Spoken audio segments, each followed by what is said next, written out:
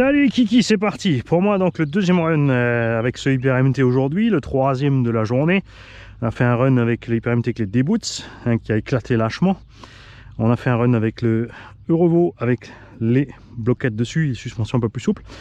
Et là on est parti sur le Hyper MT Sport avec les bloquettes. J'ai dû rabaisser la carreau devant puisque les plots ont cassé. Pour ceux qui ont raté la vidéo, ou pas regardé, ou pas envie, ou pas le temps. Je rappelle que pour moi le seul but de montrer toutes les utilisations, c'est quand on soit arrivé à la fin, après au moment de la révision, l'idéal pour moi c'est d'arriver à 50 packs sans encombre et de voir ensuite ce qui se passe dans la machine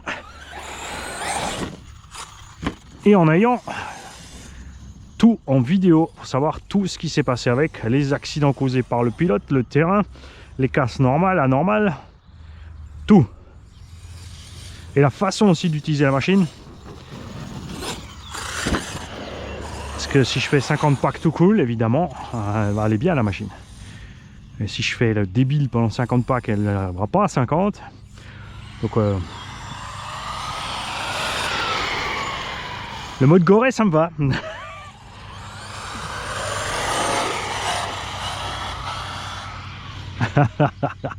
Donc là, les roues plus grandes, ça ballonne plus. On voit quand même que les diffs, avec les roues qui avaient moins de grip, ça allait bien. Tu vois, là, on a quand même un gros différentiel de vitesse qui s'affiche entre l'avant et l'arrière. Donc le diff central est quand même un peu trop tendre avec ces pneus-là.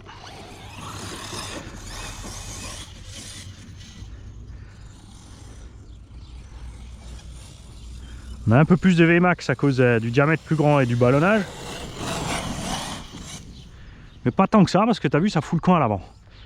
On a assez de grippe à l'arrière pour, tu vois, pour lever, et du coup, tout part devant. Et le problème de beaucoup, c'est ça. C'est le quand ça ballonne, il faut relâcher les gaz pour récupérer du grip, de la motricité. Si tu insistes à faire ça, ton diff central, il va cuire très vite. C'est comme si tu es tout le temps en train de tourner avec la voiture. J'ai des boucles à gogo avec une roue en l'air qui ballonne.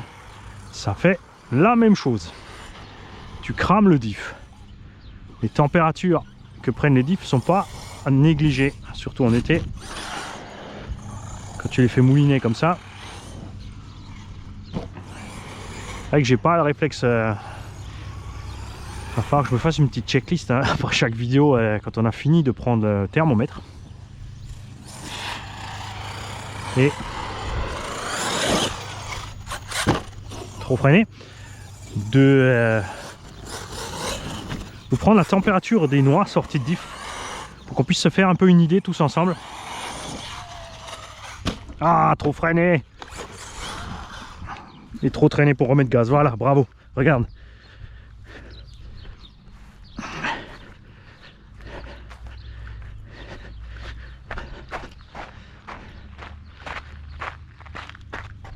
Sauf qu'il y a les gamins avec les vélos là. Moi encore avec la RC, je m'en fiche, je roule partout, ça me dérange pas. Et la merde, ça gicle et ça sèche. Et après c'est rigolo pour courir après les autres.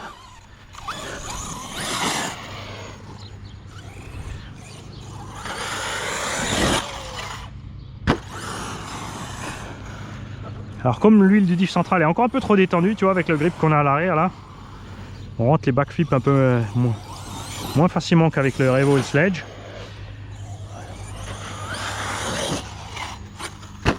J'ai aussi le poids devant hein. Là si on met le poids des accus au milieu, là on sera bien pour les sauts, mais on sera moins bien pour la motricité sur le train avant.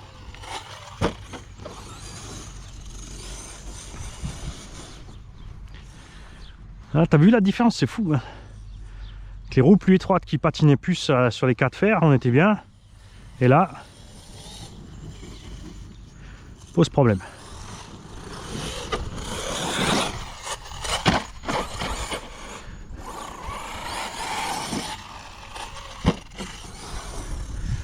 Tu vois, ça aussi c'est très dangereux pour la transmise. Tu fais ton backflip et tu arrives au sol, tes roues ont beaucoup de vitesse de rotation. Si tu tapes bien un train après l'autre, ça a le temps d'évacuer, ou un gauche-droite.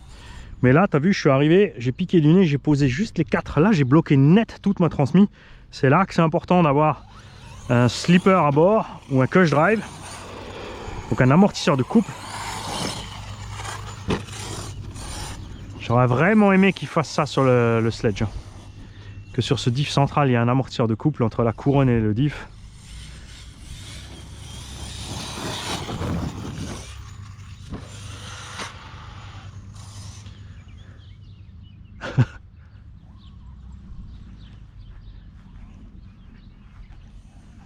C'est cuit, tombé au fond.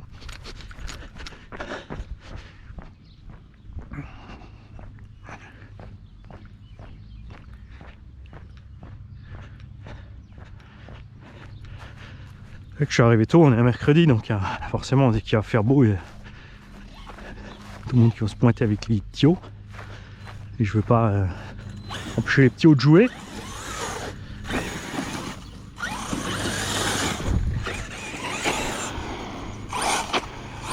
Tu vois, on monte direct, hein.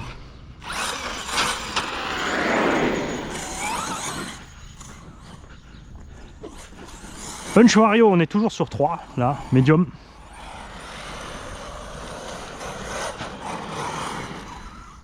C'est vrai que sur 5, ça sera plus brutal, ça ira mieux pour les sauts.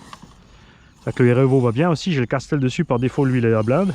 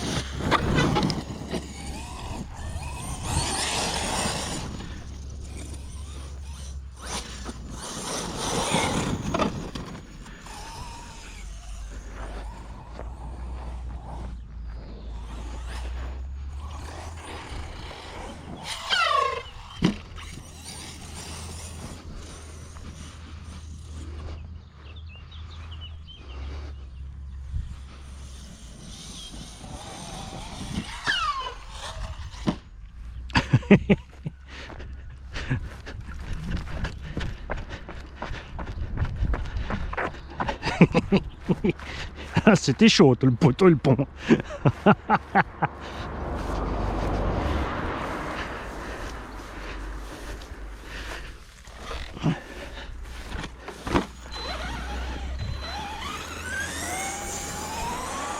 Bonjour.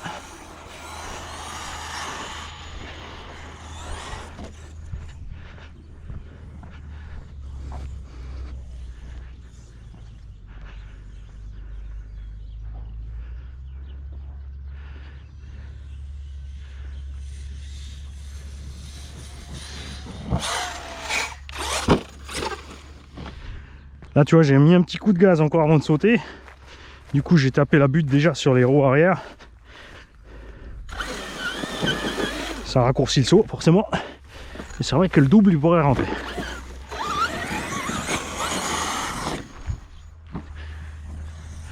Après c'est pas la peine de prendre autant d'élan non plus mon petit Mani. Vitesse constante.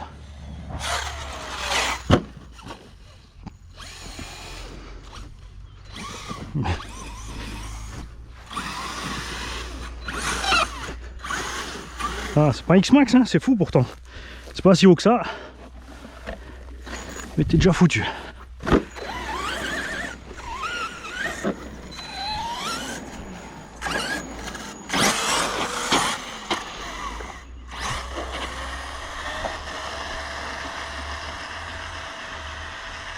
Tu vois là, le diff central, il a reçu grave.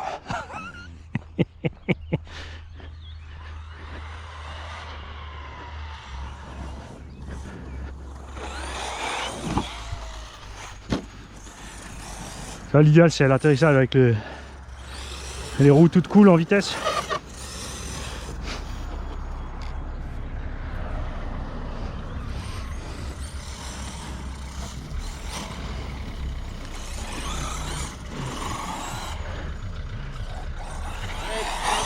Ah, comme un fou. Ouais, bien ça.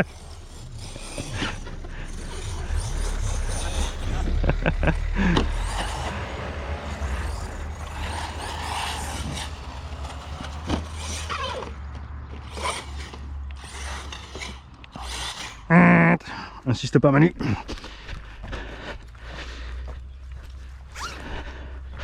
Tant que tu as encore une roue qui touche le sol, tu peux faire ce genre de manœuvre éventuellement. Tu peux aussi faire les 4 fers en l'air et essayer de basculer avec la charge. Freinage, accélération, mais évidemment tu fais ballonner, tu tapes dans... Les mousses elles prennent, les pneus ils prennent, la batterie, le moteur, tout. Aller la chercher reste la meilleure option.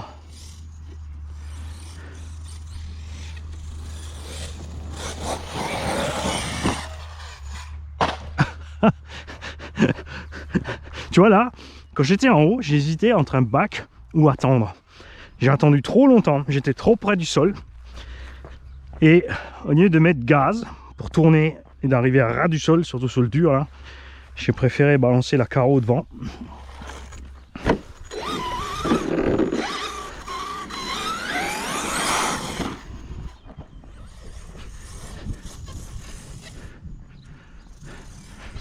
Curieux de voir ce que ça donne avec des sledges dessus.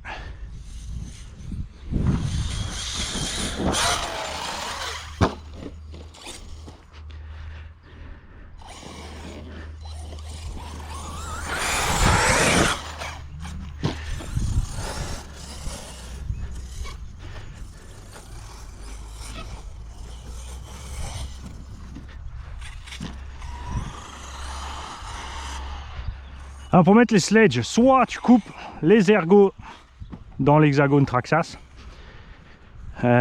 ou je pense la meilleure option, la plus propre, c'est de prendre 4 hexagones Traxxas. C'est 20 € les 4, on a lu. Alors tu n'es pas obligé de prendre des origines Traxxas, parce que c'est 20 € les 4 aux US, chez nous je crois, prix catalogue à 17-18 € la paire. Sauf s'ils ont changé enfin, parce que sur le sledge ils te vendent les 4 à la fois, en paquet de différentes couleurs. Donc on est autour des 25-30 chez nous. Ah, je suis toujours un peu brutal sur ce frein. Hein.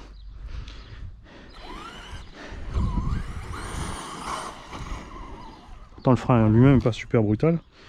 On va le diminuer un peu.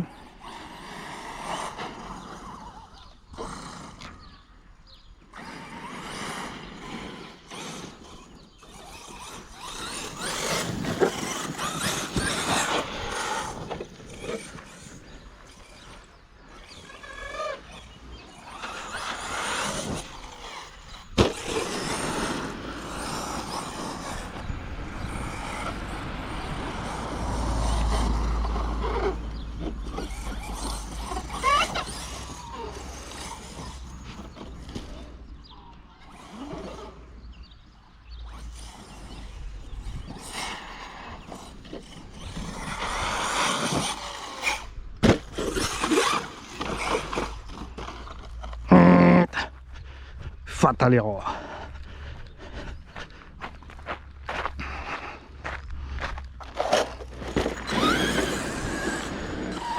Petite dédicace pour Seb qui supporte pas les pissenlits.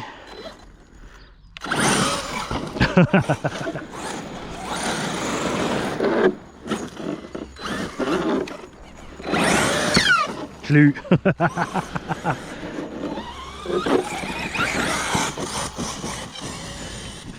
Ah, ça y est, on est en coupure. Tu vois, j'ai accéléré et je perds de la puissance. Tu vois, je suis à fond. C'est là que je sais que je vais couper. Donc ça me laisse le temps d'entrer tranquille au véhicule. Mais tout cool, hein. N'insiste pas. Coupure totale, tu vois. Trop tard. Donc c'est mieux de s'arrêter avant. Alors on a perdu une vis de la roulette, donc tant mieux si on s'est arrêté. Ah dommage, on a perdu la bague avec du coup, c'est pas grave, on en mettra une autre.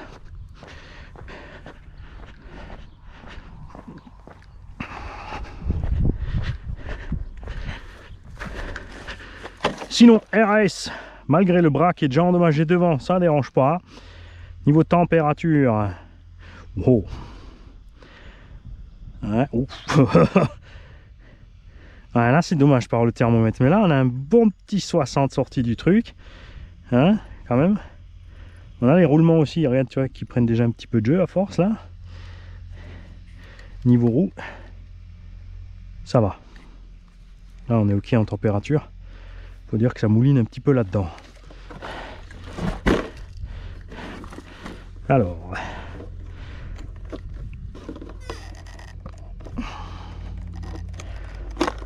j'ai pas compté non plus à combien de runs je suis avec celui-là. Donc on en avait fait une dizaine, moi je dois être à 6 ou 7.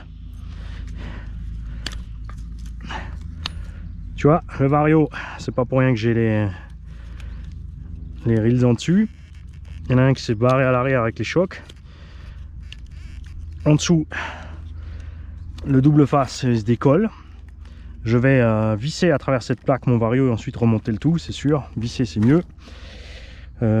Tourelles ont tenu, câble pas débranché. Là aussi faites gaffe toujours avec les hyper-MT, hein, de bien laisser les câbles loin de la couronne. Vous assurez en roulant de temps en temps, si vous n'êtes pas sûr d'avoir pris une gamelle ou n'importe quoi, que ces câbles soient toujours au bon endroit.